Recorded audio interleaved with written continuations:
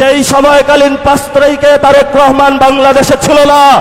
বাংলাদেশে ছিল আমার কৃষক, বাংলাদেশে ছিল মজুর, বাংলাদেশে ছিল রিক্সা চালক, বাংলাদেশে ছিল সবজি বিক্রেতা, বাংলাদেশে ছিল গৃহিণী, বাংলাদেশে ছিল আলেম, বাংলাদেশে ছিল ছাত্র।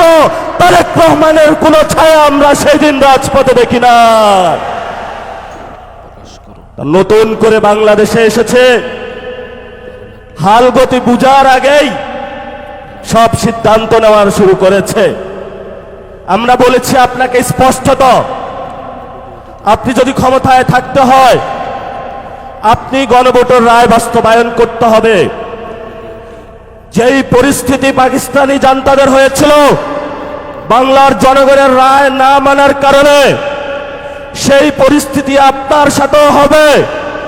কারণ এই প্রধানমন্ত্রীর চেয়ার এটা আপনার না, এটা বাংলাদেশের জনগণের। ফলত আমাদের চেয়ার নিয়ে কেউ যদি ছিনিমিনি খেলে আমরা তো সেই চেয়ারকে রক্ষা করতেই হবে আমাদের। আমি ছোট্ট একটা গল্প দিয়ে শেষ করব। তাজমহল একজনে প্রায় 100 বারের মতন বিক্রি করেছিল। সব খরিদ্দার এসে খুঁজে যে আমি তাজমহলের মালিক, কিন্তু তাজমহলের মালিকানা কি কেউ নিয়েছে না ওই ব্যক্তিও হয়েছে? এটা ভারতের সম্পত্তিও ছিল। তারেক রহমান নির্বাচনে আসার আগে অনেক জায়গায় ধর্ণা দিয়েছে, ভারত থেকে শুরু করে অনেক ডিপ স্টেটের কাছে তাজমহলের মতন 100 জায়গায় বাংলাদেশকে বিক্রি করেছে।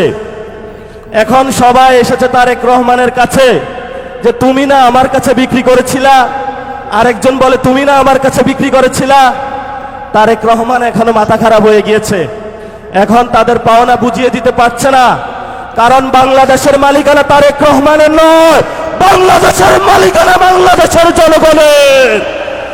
আমাদেরকে এনশিওর করতে হবে যদি বাংলাদেশের মাটি, বাংলাদেশের বায়ু, বাংলাদেশের পানি ভারত বা অন্য রাষ্ট্রের কাছে কেউ বিক্রি করতে চায়, ক্ষমতার লোভে আমরা রাজপথে থেকে সেই সকল মানুষ থেকে বাংলাদেশের স্বাধীনতা এবং সার্বভৌমত্ব নিশ্চিত করতে হবে।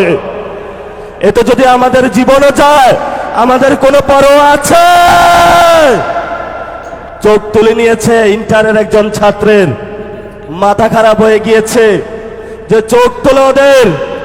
গতকালকে যোগসুর সম্মানিত যিনি নির্বাচিত জিএস, উনি বললেন যে এখানে যোগসুতে যে টেন্ডারটা হবে এই টেন্ডার কোনো চাঁদাবাজদের হাতে পড়া যাবে না। যখনই এই কথা বলা হয়েছে ওরা রামদা, চাপাতি, হক স্টিক নিয়ে সর্বসম্মিলিত ঢাকার যারা সন্ত্রাসী গোষ্ঠী আছে একটা শিক্ষা প্রতিষ্ঠানে তারা আক্রমণ করেছে। সেখানে আক্রমণ করেই তারা ক্ষান্ত হয়নি। আপনারা দেখেছেন হবিগঞ্জে আমরা চিকিৎসা নিতে পারি নাই, সেখানে হসপিটালে গিয়ে তারা আক্রমণ করেছে। ঢাকাতেও গিয়ে তারা হসপিটালে অ্যাটাক করেছে, সেখানে চিকিৎসা নিতে দেয় নাই। এই তারেক রহমানের সন্ত্রাসী দল, ছাত্র দল, যুব দল, আজকে তোমাদেরকে বলবো কই তোমরা?